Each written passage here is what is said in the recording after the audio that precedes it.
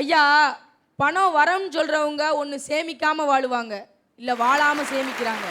ஆனால் பணம் சாபம்னு தெரிஞ்சவங்க மட்டும்தான் தேவைக்கு ஏற்ற மாதிரி சேமித்து வரவுக்கு ஏற்ற மாதிரி வாழ்க்கையை வகுத்துக்கிட்டு வாழ்கிறாங்க. ஐயா, இன்னைக்கு 5000 கொடுத்தா நாம கடவுளுக்கு முன்னாடி, 50,000 கொடுத்தா கடவுள் நமக்கு முன்னாடி. இது வரமா? சாபக்கேடு தானங்கய்யா.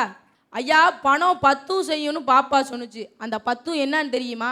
பெத்தவங்களோட சொத்தை பிடிங்கிட்டு அனாதையா துரத்த செய்யும். எவ்வளவு கிடைச்சாலும் போதாது போதாதுன்னு நாயா பேய அலைய செய்யும். ஊரை அடித்து உலையில போட செய்யும்.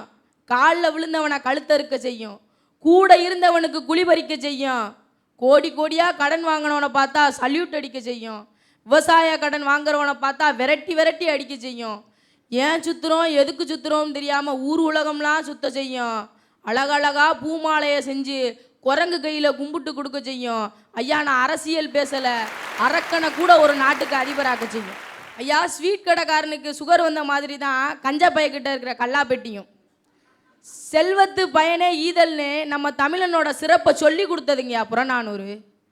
அறநீனும் இன்பமும் ஈனும் திறனறிந்து தீதின்றி வந்த பொருள்னு நேர்மையாக சம்பாதிச்ச பணம் அறத்தையும் இன்பத்தையும் தரும் சொல்லி கொடுத்ததுங்க நம்ம திருக்குறள்.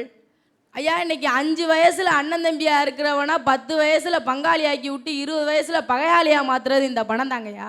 ஐயா, எனக்கு ரொம்ப நாளாக ஒரு ஆசை, நம்ம நாட்டில் இருக்கிற ரூபா நோட்டை டிசைன் பண்ணுறவரை ஒரு தடவையாவது பார்த்துடணும். ஏன் தெரியுமா? அவர் போன ஜென்மத்தில் கலர் கோலப்படி விற்றுருக்கணும், இல்லை கலர் கோழி கொஞ்சம் வச்சுருக்கணும். கலர் கலராக டிசைன் பண்ணுறாயா மனுஷன். ஐயா, வெளிநாட்டில் இருக்கிற அப்பாக்களுக்கு மட்டும்தான் தெரியும் தான் எவ்வளோ கஷ்டப்பட்டுக்கிட்டு இருக்கோம். எதுக்காக? இந்த பணத்தால் தான் குடும்பம் நடுத்தருவுக்கு வந்துடக்கூடாதுங்கிறதுனால. அப்படி இருக்கிற அப்பாக்களோட பிள்ளைகள் அப்பாவை கட்டி பிடிச்சி கொஞ்ச வேண்டிய வயசில் அப்பாவோட படத்தை கட்டி பிடிச்சி கொஞ்சிக்கிட்டு இருக்குன்னா அது இந்த பணத்தோட சாபம் தானங்கய்யா. ஐயா, எல்லா ரூபா நோட்லேயும் காந்தி ஒரே மாதிரி தான் சிரிச்ச மெனிக்கே இருப்பாக்குள்ள மனுஷன். ஆனால் நம்ம ஆளுக்கு தான் நோட்டுக்கு தகுந்த மாதிரி சிரிப்பும் மாறுது. ஐயா, வாழ்க்கை முழுக்க சொத்து சேர்க்கணும், பணத்தை சம்பாதிக்கணும்னு நேரங்காலம் பார்க்காம சொந்த பந்தத்தோட முகம் கொடுத்து பேசாமல் நல்லது கெட்டது வாங்கி சாப்பிடாம பணம் பணம் பணம்னு ஓடி ஓடி ஓடி சேர்த்து வச்ச பணத்தை கடைசியில் ஸ்வீட் கடைக்காரனுக்கு சுகர் பிபி வந்த மாதிரி அனுபவிக்க முடியாமல் தவிக்கிற தவிப்பு எப்படிங்கய்யா வரமாகும்? இந்த உலகத்திலே விலை மதிப்பில்லாத வாக்குரிமைங்க. ஓட்டை 2000க்கும் 5000க்கும் 10,000க்கும் விற்றுப்புட்டு நம்ம சனங்க படுற பாட்டை கண்ணெதற்க பார்த்துப்புட்டோம்.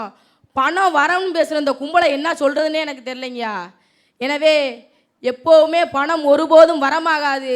அது சாபமே சாபமே சாபமே என்று கூறி என் உரையை நிறைவு செய்கிறேன். நன்றி, வணக்கம்.